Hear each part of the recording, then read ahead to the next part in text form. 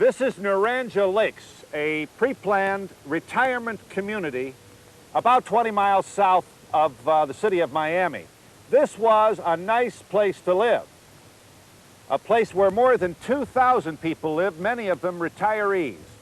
If there was a ground zero to a hurricane, this is it, with winds in this neighborhood clocked in excess of 170 miles an hour, and almost no buildings are habitable. I have in my golf cart the mayor of Homestead, Mayor Tad DeMillie, who presides over the proud community of Homestead, which is about 2 or 3 miles south of here. Also with us are Peter Dench of WPLG TV News here in Miami, and we are likewise joined by Fran Brennan of the Miami Herald. Let me ask my reporters here. This just didn't even survive a little bit. What explains this total destruction in here? I realize 170-mile-an-hour winds is going to knock a lot of places down, but there are homes and structures in this area that weren't knocked down. What's the difference? Well, in part, it was a relaxation of the building code standards in Dade County that was done in stages over the years, starting in the early 1970s, under pressure from developers to build more, build homes faster. And what's very apparent here is that the older structures, the older buildings and homes fared much better than the ones that were built later after they relaxed those building codes. When they relaxed the building codes, it meant that more and more homes and buildings were built with 2x4s, fewer hurricane straps, trusses weren't as strong, staples were used in place of nails. It's a whole litany of problems that we've seen, and problems that have been named by the Dade County Grand Jury. We are 7 months following the hurricane. Why hasn't that been removed? A lot of these, I don't think the people are going to rebuild. I mean, this is just going to be all torn down. So I'm not quite sure what they're waiting for at this point here. Where do these people go?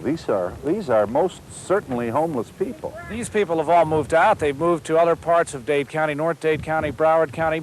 A number of people we've spoken to have actually gone back to their original places, say Boston, New York, from where they came originally to retire in this community. This was going to be it. Now it's just simply, quite frankly, a ghost town, and it's going to be leveled. Fran, I was very impressed with your newspaper's review using computers and independent inspectors. That is, the newer the house, the more destructive the damage. Right. And we are reminded of the building boom when apparently you didn't have enough instructors to really get the work done. Is that a simplified diagnosis of what happened here? Sure, and I think that you can see a lot of that even happening now. There's a lot of fear that now it's almost the same thing in this recovery period. People are trying to rebuild so quickly. There's a lot of fear that, there's so many workers descending on Dade County to get work, because that a lot of them aren't trained properly and are working because there's, something has to be done quickly. And then people are worrying that it's going to be the same thing all over again in a lot of cases, where things won't be done well, won't be done properly. Yeah. But there's a tremendous sense here of being overwhelmed by what's happening. The county, under great pressure, has hired enforcement inspectors and simply needs to get out there. There's so much to oversee, so much to check. Now, just to give us a very brief, Mayor, you'll get in here. You probably know more about construction than you ever wanted to after this event. Let's go over here for just a second. You cannot help but conclude that there was something fundamentally wrong with the strategy of these units. Who wants to give me the brief lesson on stress and... Well, Peter? there are a couple of things I can mention. First off, a lot of these have been built with 2x4s. Now, people have built beyond code, have used 2x4s on these structures here.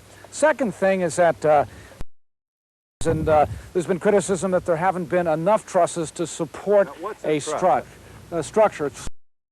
Cross. This would be a better explanation of it right here. This one right here. What's the problem now? In other words, this isn't This isn't enough? There's been criticism that there haven't been enough trusses in place, and also that the trusses are faulty, not strong enough. Those who built beyond code in Dade County have actually gone to thicker pieces of wood and more trusses, more hurricane straps, and all that. Now, this rusty metal strap up here. Hurricane strap. That's a hurricane strap? Do the job. Was the hurricane, you know, some builders are mighty upset at the suggestion that they did shoddy work. So not surprisingly, they're saying, hey man, 170 miles an hour, a concrete bunker. Well, that's the point they're making, that who can build beyond this, that there's a standard of 120 miles per hour that they have to build to. In changing the standards recently, they've gone back to a federal standard of 116 miles per hour, but the one that takes into account wind factors in buildings. So right. They recently toughened up the standards here in Dade County. Right. But tell them essentially what happened here. Here is steel rod reinforced concrete. Reinforced rebar. Now this went horizontally across the structure. That's so correct. So that's a good thing. Hooray for this. That's exactly right. If you'll notice in the verticals, they had the steel rebar in the verticals, but they By had rebar you mean this reinforced. yeah, don't pull too hard now. You see that thing shaking, and that's exactly what happened during the hurricane. But there were no, on the horizontals coming across, they had the rebar in there, but there were no vertical bars coming from the ground up through the beams and tying these things together. And when the wind came in, it lifted underneath. The hurricane straps worked in this case, and they worked too good because they didn't let the roof go, and the whole beam came up, and we had the most people in Dade County that were killed in the hurricane killed in Naranja Lakes. There were 4 people that died because these things formed 5,000 and 10,000 pound frisbees and killed people. And that's, So it was that's like what a flying wedge. like a flying wedge. With the steel reinforced beam attached to the roof. To the flying kite-like instrument, which happened to be a roof. That's correct. They made their error by not tying it to the ground. Does code oblige a builder to do the steel reinforced? Absolutely. Vertically. Absolutely. It does. Not only in the corners, but also where each where each opening is, doorway and windows. And they were not done in this subdivision. May we assume that nobody will ever be able to build a house in this neighborhood again with staples? Well, I think that's a pretty good conclusion. I think that the building code is looking at that and going after the question of nails and staples. Let's get back on this vehicle, and let me ask you all a question about the aftermath of this most costly storm in the history of the nation. We'll be back in a moment to talk about the personal legacy of Hurricane Andrew from South Dade as we talk about Andrew 7 months later in just a moment. This is our home. This is where we live, and we want to come home. We don't want to be left in a place that we don't know anybody and can't get a job. We want to come home. This is where we live, and we love it here. We want to come home.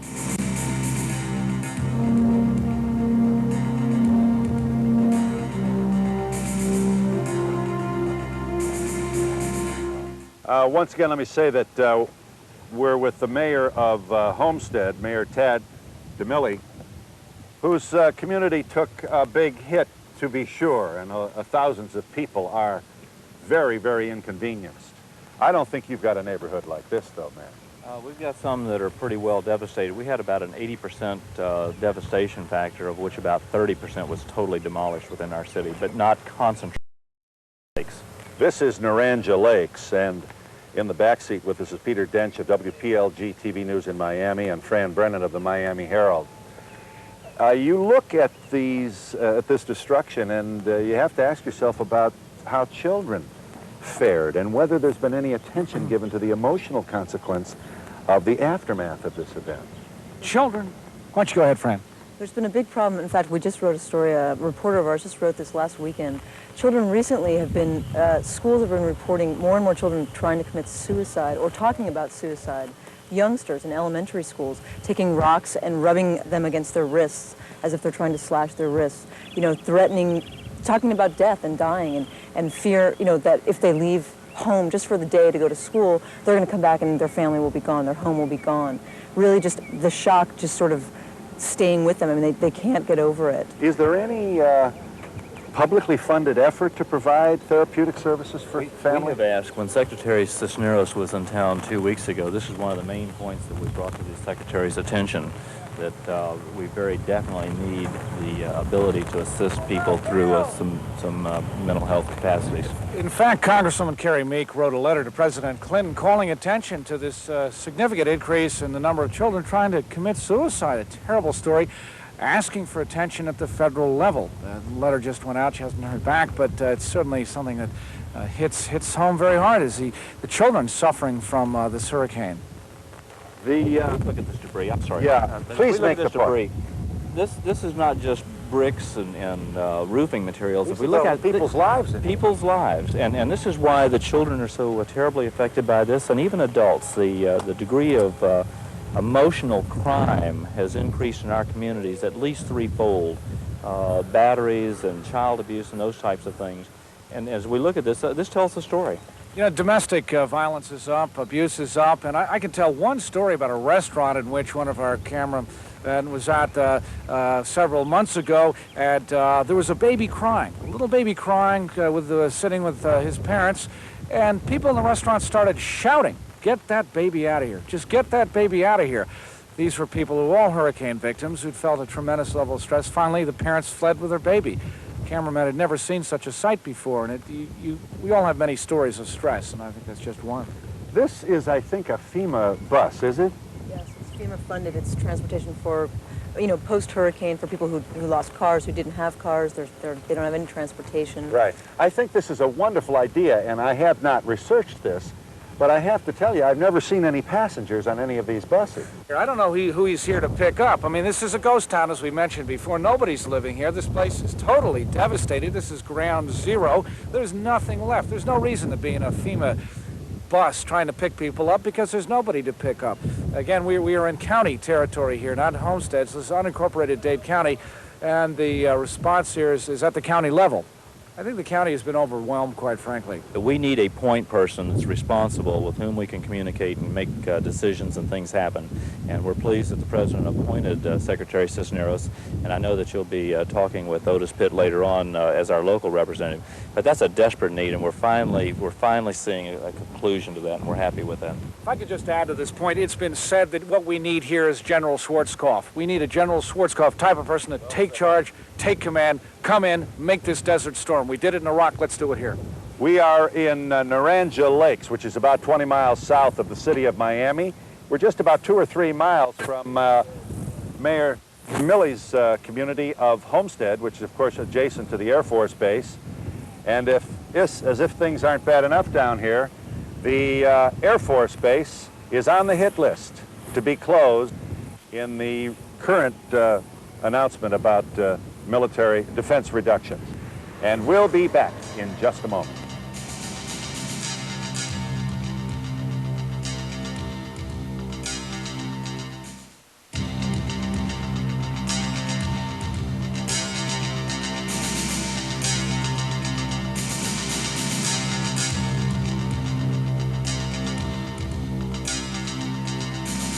I'm with two residents of what used to be Naranja Lakes, a beautiful, beautiful community. B.J. Emmons is with me, and so is Donald Seam. Mr. Seam, you lived here for... I've been in the area for 8 years. And how about you, Mr. Emmons? 31 years. 31? Yes, sir. These units, just before the hurricane, had a market price of about what? They range between $35,000 and perhaps $55,000, depending on whether they had lake frontage. And there were 1,300 of them. Yes, 1,350 occupied. actually. Yeah. Was it mostly seniors? Was it a retirement village? I don't think we can say it was mostly seniors. We had a lot of working class families here as well, but perhaps 30 to 40% seniors. Uh-huh. And you had a very nice neighborly community. Oh, absolutely. Everyone loved it, and you can imagine the trauma that resulted from the storm of people having to be torn away from their homes. This was your recreation center? Yes. And I assume what, dances, dinners, card games, I don't know, bingo? And swimming and tennis courts and bocce courts and basketball and children's playground and the lake frontage, beach. Yeah. What are you going to do with it, Don? Well, we have a contract out now to restore it back to its pre-hurricane condition, and they should start work on it in about 2 weeks. So you're going to have this wonderful rebuilt, rehabilitated recreation center, but you don't have a neighborhood, Don. Well, we're going to have all of this cleared away in a matter of weeks. We'll be down to the slab where the buildings have been standing, and then we're ready for a developer to come in and reestablish this community. But it is true to say you don't have one yet. That's correct. So how will that be decided? Well, we're just to bids or we're listen just to- going to have to go out on the market, advertise the place for sale, and deal with the highest bidder. We haven't even mentioned, Mr. Emmons, that you folks have had 2 storms down here. Yes, sir, we sure have. Last Saturday, come back and redone part of what Andrew did. And I assume we had a lot of debris from Andrew flying around that had already been lying loose out in front yard. Yeah, we still got that trash again back in our yards again. We had to move it again. Well, you really do think you're going to have another Naranja Lake someday, and you're going to live in it and play cards and live your life just as comfortably as you did before Andrew hit. We're going to try. We're going to come back the best we can. You believe that too, do you, Don? Oh, absolutely. Well, I wish you both well. I thank you for allowing us to inconvenience you even more here. And long live Naranja Lakes. I'll tell you what, it'll never get any worse than what happened to you I would like 7 to- months I ago. would like to add that the Elks are building a new lodge, so we're trying to go along with the building here with them. We're going to put $722,000 in a new building. So that's trying to build back up Homestead. Well, God bless the Elks. And you guys too, and all the residents of Naranja Lakes. Thank Thanks you. very much for letting us drop in on you here. We're continuing our tour of Naranja Lakes.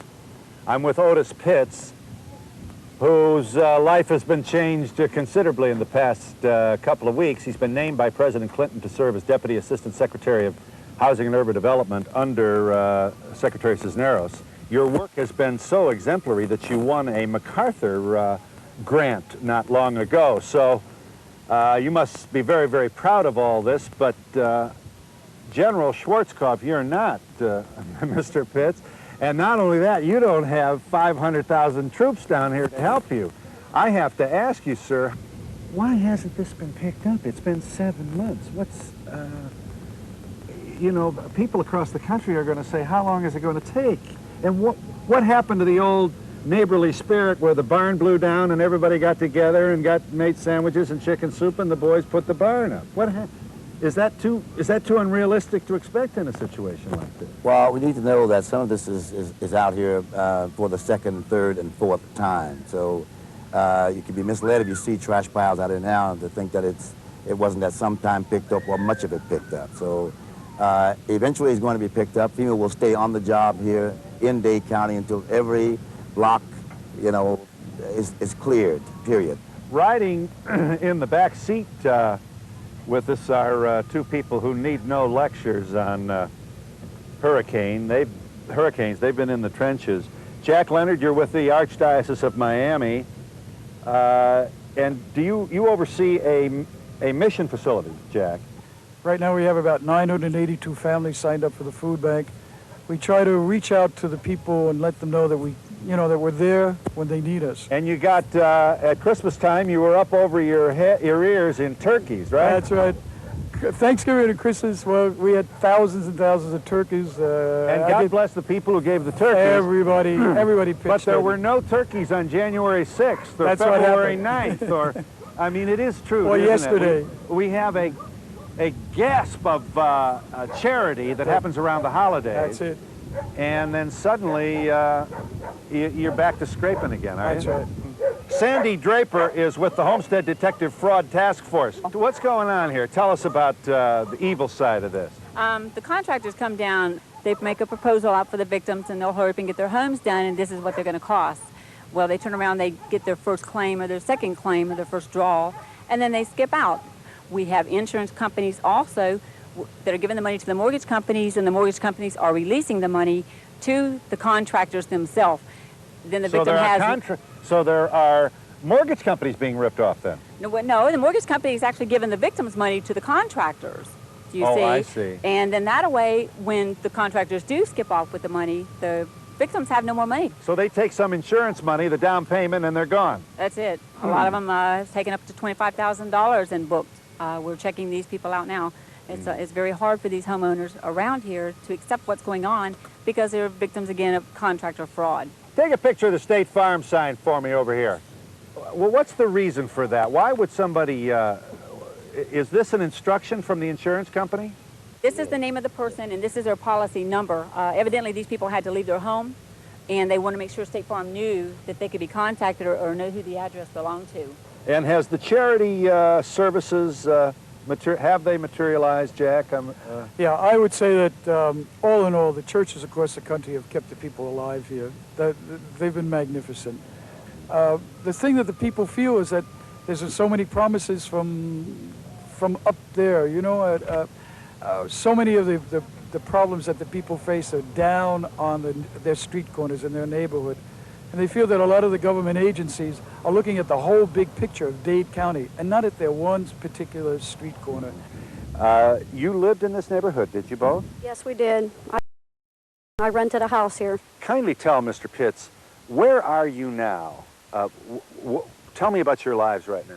Well, one day we had life, the next day we didn't. I became very ill after the hurricane. I got dehydration and food poison, and I was in the hospital for a week.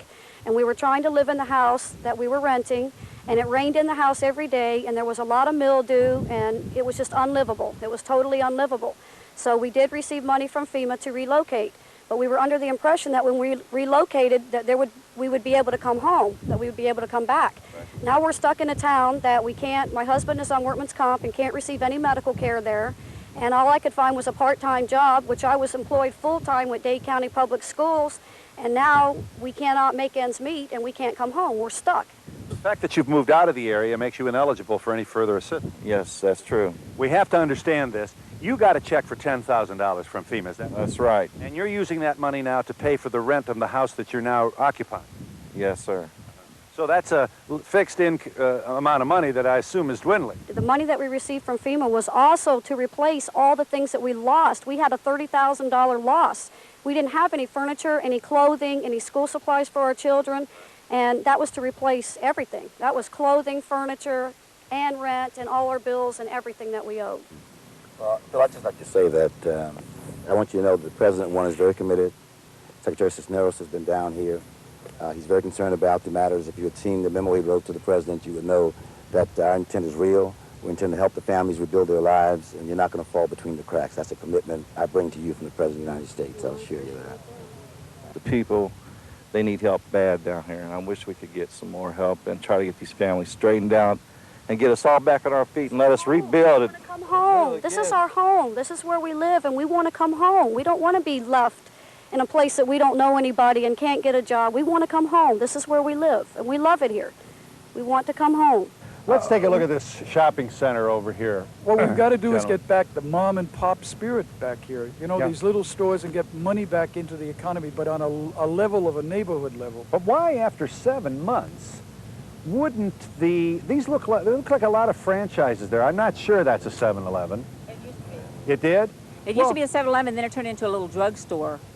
There was a laundromat, a travel agency on the well, where's the big franchise money from headquarters just for the sake of the convenience of the people? 7 months later, we can't open a store here and sell milk and eggs. That's the problem. We're all asking the same problem, Phil. That's it. Where is the big push to give these people the idea that they're wanted here and that they can start over again? It's the message, Phil. That's what it is. I'm sure they haven't said anything surprises you, have they, Mr. Pitts? Well, we haven't, and you'll hear these stories repeated throughout the county. There are all kinds of issues that attend when you move trash now. There are certain, environmental concerns. Some of these buildings cannot be inhabited again because they're structurally unsound. It's not just a matter of just moving back in. So there are a lot of issues like that. You have no question in your mind that President Clinton has deputized you to go down there and aggressively get this job done and has given you the dollars and the manpower and the woman power to do it. I'm absolutely convinced of that. I mean, the fact that I was appointed itself as a clear indication of the priority which he's placed on this. It's very unusual for a Deputy Assistant Secretary, maybe never in the history of the agency, to be placed in an area outside of the Beltway. So this in and of itself is a clear indication of the priority he places on this problem in this area. Well, I do thank you, Mr. Pitts. I thank you, Ms. Draper, and Mr. Leonard. Yes, we will be back. We don't want to drop in here and then take off because quite obviously the media attention came to you when the big one hit. exactly it. Yeah, but That's this is a shocker. I mean, to come down here 7 months, you know, your first response is say, holy cow. Well, Phil, there's a thing, too, with the children not getting, like I was telling Mr. Pitts, not getting the family medical and psychological evaluations Right. done. We talked about they're that. very stressful. They've got 8 and 9-year-olds wanting to commit suicide. And you have nightmares. Oh, and, yes, kids yes. afraid of rain. Can you imagine what a thunderclap was going to do to a child Their who whole survived family. this hurricane? I thank you very, very much. No. We're in the country road section in South Dade. And yes, this was one of the more severely damaged neighborhoods, of which there are quite literally hundreds and hundreds. Let's remember, South Dade is a vast, vast landmass. And while people across America have been accustomed to seeing the Dateline Homestead on stories pertaining to Hurricane Andrew, it is true, Homestead was hit, but so were a lot of other communities, including this one in the community called Country Road. How much for these houses around here? About, from what to what? 120 to 150. Beautiful homes. When was it built? About 5-6 years ago, during the 80s, late 80s. Peter Dench is with us from WPLG. Peter, the damage here is massive, very, very noticeable. Is there an explanation for this?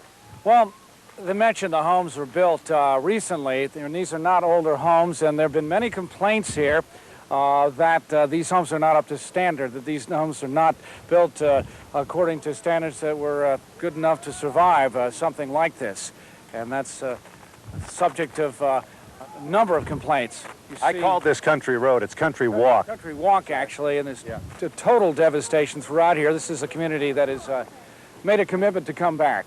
Questions that a lot of people have here about support beams and trusses and nails versus staples and general overall construction questions. Yeah, let's just take a walk over here. Come with us over here. Don't let me knock you over. Now here, this is, now there are homes that are in this neighborhood in other developments that took as much wind stress as this did. Why did this fall down like this? Anybody want to offer an answer to that? How come this took such a devastating hit and other communities nearby? Sir. The construction was really bad. There's no wind bracing in that roof, no wind bracing in the gables, and it's made out of fiberboard and particle board. Over in the village homes, walls that were supposed to be up to code had absolutely no concrete poured down them. Some have no beams poured down them for support. They're basically hollow. They didn't even meet the blueprints that were originally drawn. All right. Brian, let's make our way here down this one of the once beautiful streets in the community of Country Walk. There's one thing about this Country Walk area that because this is a community with an association that people simply can't abandon their homes, as we've seen throughout Dade County. But I don't know who lives here or lived here, and I'm not sure where the owner is, but why 7 months? 7 months ago this hurricane hit. Why 7 months later has nothing been done here? No insurance money? That's a guess, though. And how long is it going to be here? And how much infestation is going to result from this kind of abandoned debris? They've all been condemned. You have to get special permits to even think about starting to build a new house like this one here back. Now, but this will have to be bulldozed down completely down to the ground and start from scratch again. Come back. With insurance companies, and you can't get the insurance companies out here, or your insurance company went under. The problem is trying to get the same person all the time. You have an adjuster one week, and then by the time you call back, you get another adjuster because your adjuster went home. You wanted to say. That is true about the adjusters. I've gone through like 5 to 7 adjusters. I finally settled in my house. I had to finish it myself because of my contractor. He ran off with $40,000 of my money. And plus he put a lien on my house for $12,000, and I can't even refinance my house now. Yeah, how can that happen? Somebody said, I'll fix your house? Yeah, there has to be a law. There has to be a law to protect us from the contractors. Same problem. My wife and I and a contractor stopped in the middle of the work, and it was $53,000. $53,000. We were in the house 5 weeks before the hurricane. We just moved into our first home, Our insurance company went bankrupt, and my parents have been living in an RV ever since. My sister graduated from college and came back to an RV. We've got just another walk down here in your neighborhood. Let's go forward, Brian. Well, this is overwhelming, and the more you're down here, where'd you go, Peter? Right here. Well, one thing you mentioned about being able to go handle a war somewhere else and attack it with a great deal of urgency, there's a feeling that many people in Dade County have that we're not attacking this with a tremendous sense of urgency, that we're not attacking it as if we were in the retail business or something like that, that there's so many delays, and that's adding to the frustration here. Why is this taking so long? And you go through this whole network of bureaucratic layers, and it's very difficult. Questions don't get answered, and as a result, some people have simply thrown up their hands and left an area. Now, is it, but you know what, you have to ask what kind of a thankless job Otis Pitts has. Here's a man with a fabulous reputation as a can-do guy, but he's going to have help, and it's going to be more than getting his picture taken with Henry Cisneros. And I know he knows that, and I know that Secretary Cisneros knows that, and it's certainly clear that the President does. But are we geared up to coalesce in a way that's going to restore these people to their normal lives? I don't know that we are. I mean, everybody who comes here leaves with several impressions. First, you have to see it to believe it. Secondly, this is overwhelming. Cisneros left here shaking his head, amazed by neighborhood after neighborhood unrepaired, the amount of debris, the lack of coordination, the need for a point man such as Pitts to take things, to take care of things. So I don't know that we're ready for it. I don't know that we are. You wanted to say? Yeah, I'm Chick Bernabe. I'm the chair of the rebuilding committee for the Village Homes, a country walk. The village homes meaning... the fourplexes that are on the other side of the so street. These would be condominium-type multiple dwellings. And they're lovely, to be sure. They used to be, yes. Yeah. We've been sitting around basically for almost 6 months, more than 6 months, obviously. And we're waiting for a lot of things to coalesce. And in terms of the monies coming from the federal government, that doesn't help the middle-class community, and that's the problem we're facing at this point. We have basically middle class. In our case, the price range of the homes is the lower middle class. And the monies coming from the federal government does not assist in the rebuilding of the middle-class homes. It's basically for lower class, people who didn't have insurance, people who aren't eligible for SBA loans or FEMA monies. The other problem is that we also have developers who built Country Walk, who aren't and have not been, as to this point, been cooperative, but we're hoping that they'll do the right thing, obviously. They have some obligations. Right. They built a beautiful community. It's been here, and I've lived here for 11 years. Right. I've lived in my village home for 6. They built a beautiful community, and we think that they'll understand that there is a need here that's not going to be met by the federal government or the state government or the county. Yes. But it is remarkable. The Miami Herald had an aerial photograph of this community that looked like it had been hit by several bombs, and less than 2 miles away, which in hurricane standards is not that far, is a pristine community that lost a few tiles on the roof. So who wants in here? Blocks on the street, and my house is fine. Your house was fine. And I live further south, so it should have really been hurt more. The only thing that happened was my front doors went completely open. Right. And was your house built by a different builder? It was Monet, M-U-N-N-E. Yes. That's who built my house. Yes. And it was unbelievable. All the houses are fine, 75 homes. Monnier, we're going to visit Monnier, a community that survived. I'm sorry? He built above the South Florida building code. He used extra cement on the tiles. He used extra supports on the braces, things like that, and that's what held. We'll see that community in just a moment. Who else wants in here? Who wants to talk to me? Do you remember the hurricane? Yes. Did it make a lot of noise? Yes. Come on over here and tell me here. Let this young man make his point. I was stuffed in the cabinets. You what? But we're in the cabinets. You were in the cabinets? You mean with the cups and the saucers and the Wheaties and the cornflakes? No, in the bathroom cabinets. Oh, in the bathroom cabinets, underneath the sink, you mean? Yeah. Yes. Yeah. And you could hear it outside, I bet. Yeah. Yeah. That must have been scary.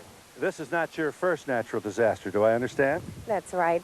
My family and I have been through 3 disasters. We were in the earthquake in California in 1989. We were in the eruption of Mount Pinatubo in the Philippines in 1990.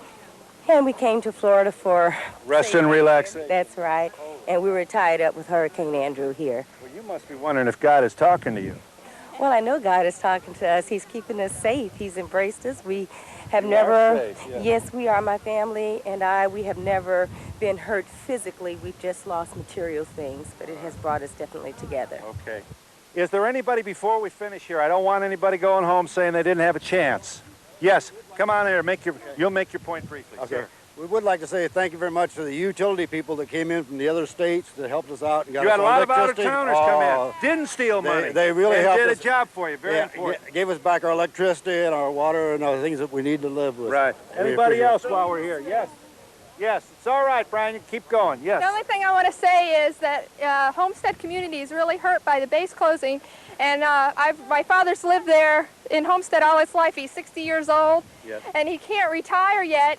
And Homestead base is closing, so he's going to have to leave his home for all his life and all our friends. And it's either leave your home or not have a job, because who's going to hire a 60-year-old man? Yeah, that's just what you need is a base closing in this neighborhood.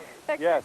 Yes, sir. The one positive thing I haven't heard at all today, after the disaster hit and everything came about, the Florida National Guard came in here. I heard they did a great They job. did an excellent job. Yeah. They deserve a plug. Hey. Thank God for the National Guard. Cheers for the National Guard. Anybody else?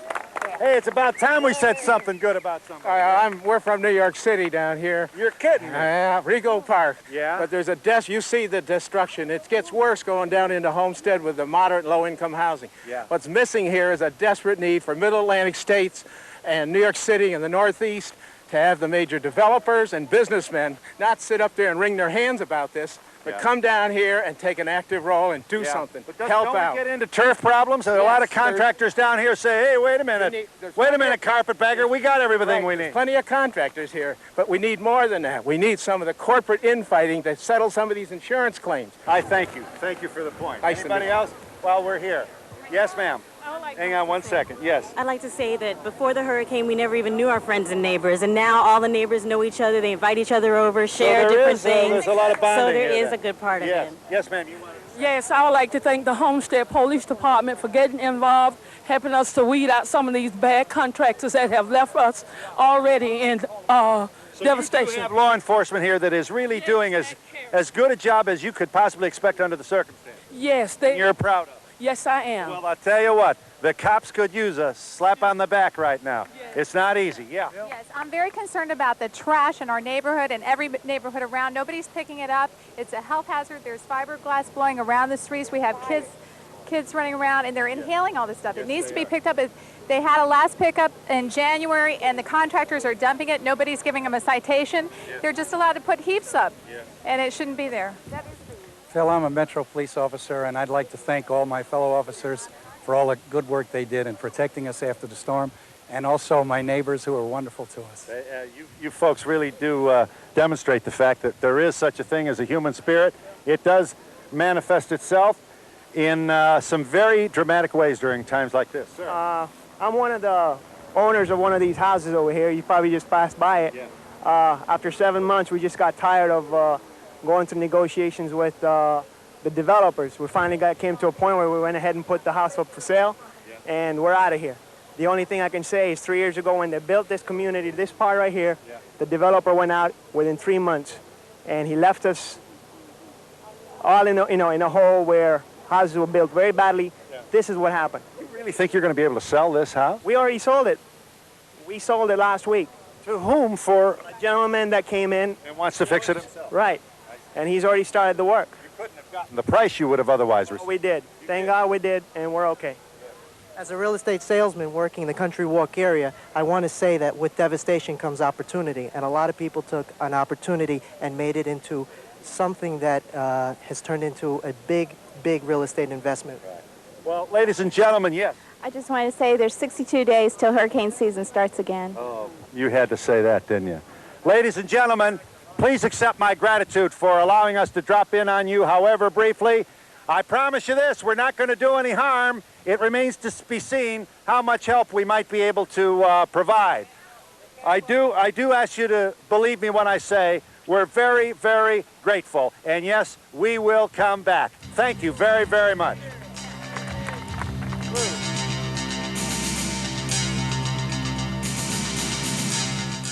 We are less than 1 mile from Country Walk, the place where all of us walked down the street and you saw so much devastation. Here is a plat of homes built by Raul Munet, who is with me in our golf cart in the company of Peter Dench of WPLG, Channel 10 in Miami. This is remarkable. you will notice that all of these homes remain intact. So we have structural integrity in this neighborhood. Nobody's roof blew off, nobody's wall caved in, nobody's windows blew out over here. Raul, what's the difference? I will say this, I will grant it to the fact of maybe supervision had a lot to do to it, and also materials that call for beyond the code in the Dade County. For example, beyond the code. What did you do beyond the code? Well, we did beyond the code, maybe use 5/8 plywood on the roofs and 5/8 inch instead of? Instead of 1/2 inch. 1/2 inch is the code? 1/2 inch is the code, and so we didn't use particle boards on the roofs also. And you don't use staples? No, we don't. And how about the construction of the gables and how they are affixed to the house itself? Well, the gables end, they're well supported here. They're well grabbed by the hurricane strips, and also they were very well raised in. And that's why I guess they didn't blow off. And that was the main effect and the main problem we all had here in Dade County. Roofs blowing off? Roof blowing off. You didn't lose any roofs at all? None whatsoever. How many homes have you built in South Dade? 500. Now we are moving into another area which includes homes built by someone else. We should not be surprised that there are a number of contractors down here who are saying to media, hey, wait a minute, hot dogs. This was a very big hurricane, and it's a little bit Monday morning quarterback to suggest that somehow we are inferior workmen because our homes didn't hold up. Nevertheless, look at the difference, and the only thing separating them really is an imaginary line dividing two different plats. If I could ask one thing, you know, in changing the building code recently and tightening up code, there was a comment made that we had to go back to the basics, to have a little more respect to the original craftsmanship and not be in such a hurry to put things up so quickly in South Florida, so eager to build. What are your thoughts about that? I think that besides anything else, we have to be a little bit more conscious of what we do. That we could go back to bed at night and put your head to rest, knowingly that you have done a pretty decent job. Peter Dench of WPLG and Raul Monet, a South Dade County builder here in Florida. I thank you both very much for sharing with us what has to be thought of as an alert for other contractors in other parts of the country. Thank you very much. And so we end our program as we began, with the good story of what quality workmanship can mean to people who put their faith in a contractor. We should make one other point before we bid you farewell from South Dade. The tourist industry is a billion-dollar industry, and many of the people who live in these and other homes in South Dade and elsewhere, Broward included, make their living and their livelihood on your confidence and your faith and your interest in coming here as a tourist, which they most certainly hope you will continue to do. And I'm pleased to give them a tip of the hat, not only for surviving Hurricane Andrew, but because just like you and just like me, they're entitled to make an honest living, and they can't do it if you don't continue to show your faith and your interest and your excitement in Miami and environs for your leisure hours. Come to Miami. You'll find it to be the same wonderful place you always knew and loved. Goodbye from South Dade. Services provided and promotional fees paid by the following. For cleaning, shining, and disinfecting, nothing outperforms Dow Bathroom Cleaner. Dow Bathroom Cleaner with scrubbing bubbles. We work hard so you don't have to. St. Ives Swiss Formula Peaches and Cream Facial Beauty Wash. For a peaches and cream complexion, it's St. Ives Swiss Formula, naturally.